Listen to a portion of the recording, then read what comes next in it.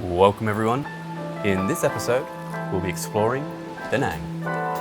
We'll look at some of the attractions, the streets, the coffee, the nightlife, seaside, and much more, as you join me on this adventure to find out what Da Nang is all about.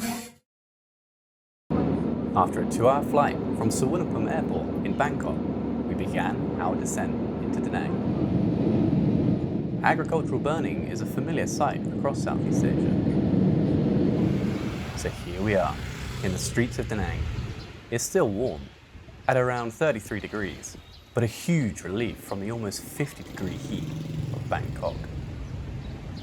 One of the first things you'll notice is the noise from the traffic. Drivers seem to use their horns for everything here, from alerting others of their presence, trying to get attention, being angry, and seemingly reminding themselves to breathe. We made our way from the airport to the beach. It's about 10 minutes, crossing the River Han along the way. There are many spectacular bridges spanning the river, and the Dragon Bridge was one of my favorites. Best appreciated from afar. Da Nang actually used to be called Quoc Han, reference to its position at the mouth of the Han River. So finally we arrived at the beach, and it didn't disappoint. The sand was fine and golden, and the water warm, with stunning views of the mist-veiled mountains in the distance.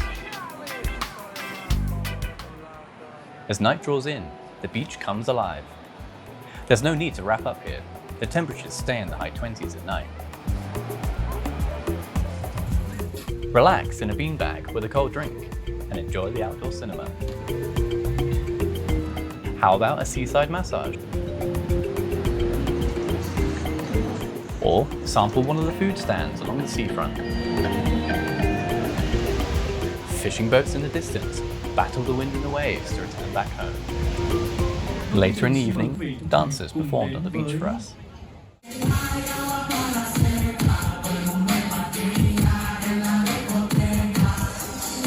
It was all part of the Paradise Beach Bar, one of the most popular here.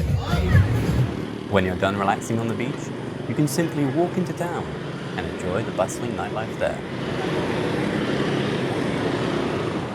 Now let's all pray for this silence. So where exactly is Da Nang? Nestled between the Annamite Mountains and the East Vietnam Sea, Da Nang is the largest city in the area. It was founded by the Champ people, who had then named it Da Nang in 192 AD. In more recent history, Hoi An, about 20 kilometers south, was the more dominant city. It was the most popular trading port in the region.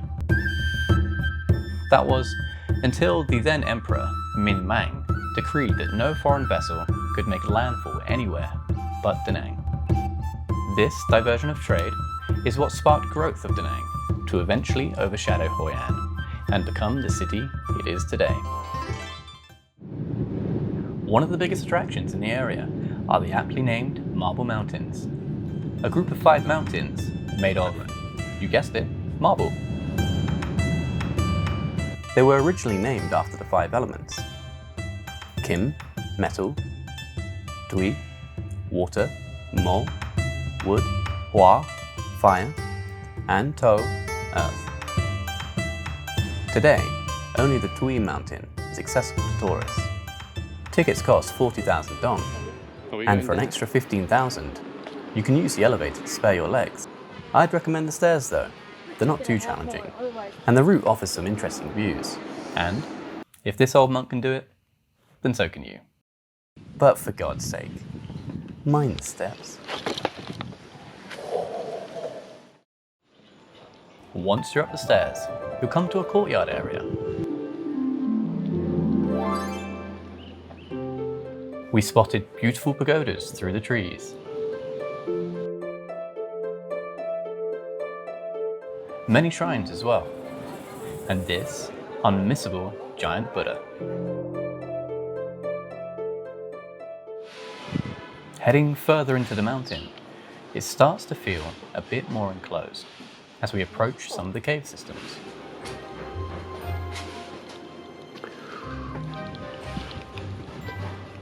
These guys stand guard over one of the shrines.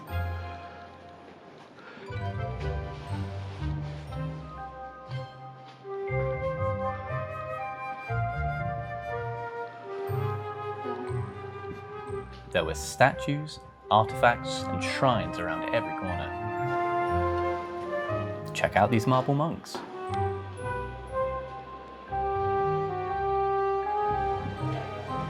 Let's check out this cave.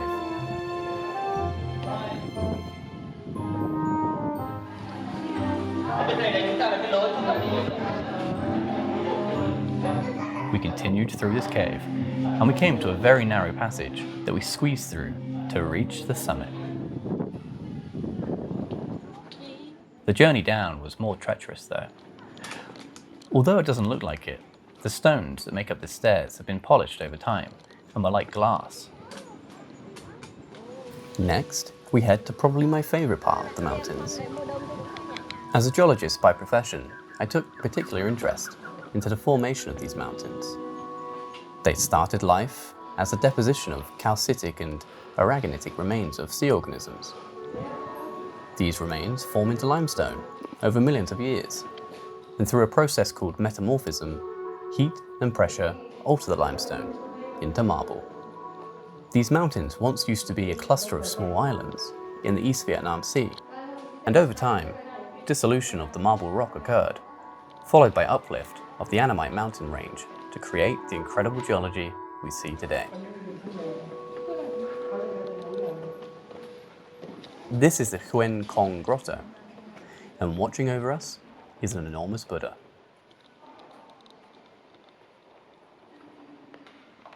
We'll come back to this symbol later. These marble plaques commemorate soldiers during the Vietnam War. The Vietnamese actually used these mountains as a base, right under the very noses of the American forces, who had an air base at the foot of the mountain. And inside this very grotto is where the Vietnamese treated their wounded and dying soldiers.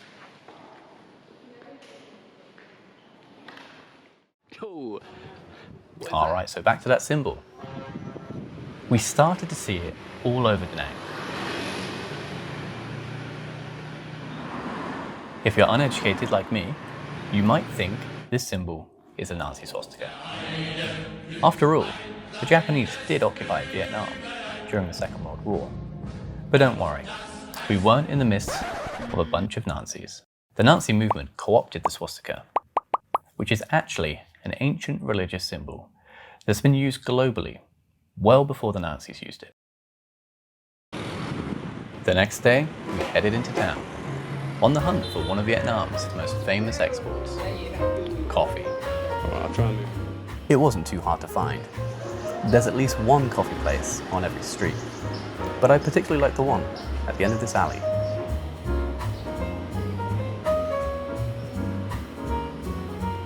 The staff were friendly, and they had a great selection of beans, freshly roasted at a great price.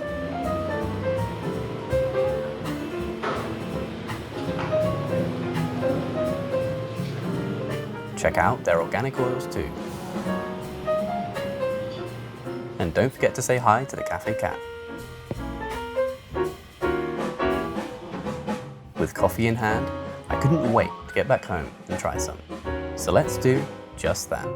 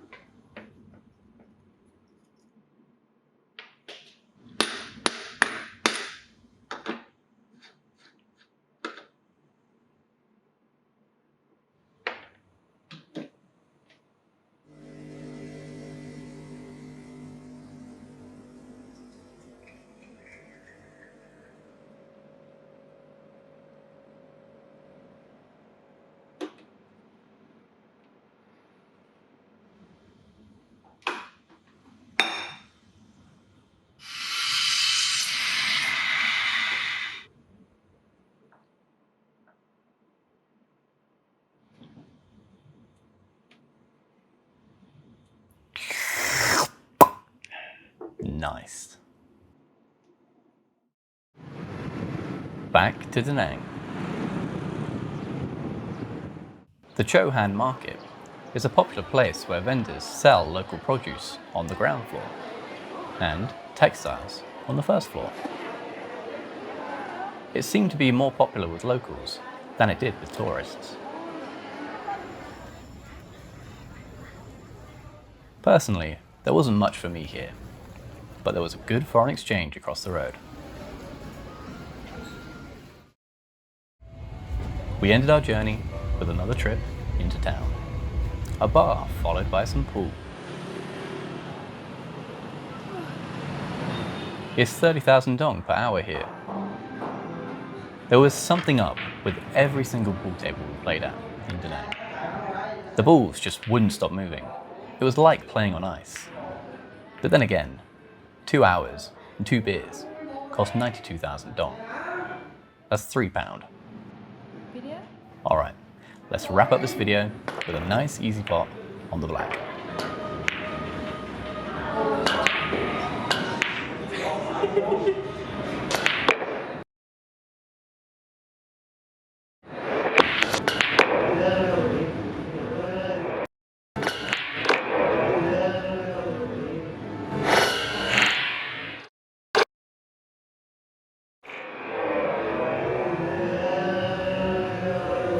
Anyway, forget it. Alright everybody, that's the end of the video. If you liked the video, then please like the video, drop a comment, subscribe to my channel for more content, and I'll see you guys on the next one.